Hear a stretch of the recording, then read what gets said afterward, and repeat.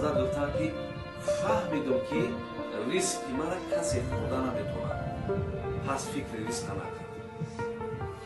شما بدونید که ریسک یک کسی دیگه خورده نمیتونه.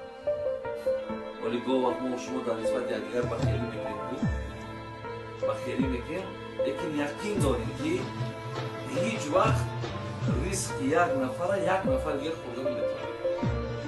زیرا ریسک ازلیه. یا شما وقتی که 4 ماه در شکم مادر تو بودین، همونجا الله مهربان معین کرد، همونجا معین شدگی ریسک میکنه.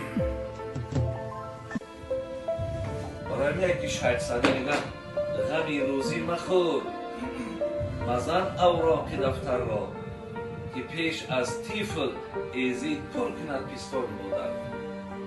آیا فرزند میامده پیستان پول شیره نگهش دارد، غمی روزی تانه نخورید. حسن بصری هم همین رو گفت که من فهمیدم که ریسکی مرا کسی خوردن نمیتونه، پس چکار کردم؟ دیگر در فکر ریسک نبودم.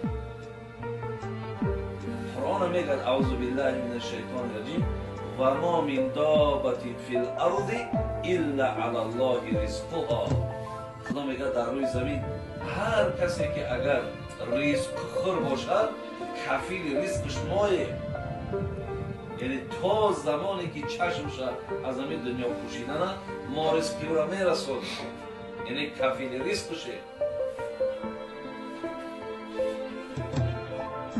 فقط انسان باید برادرای عزیز از ریسک نترسد.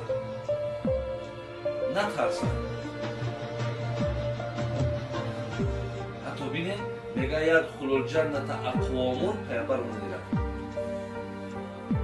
افئدتهم مثل افئدة الطیر، داخل جنت میشود کسانی که دلهاشون مثل دل پرنده باشد.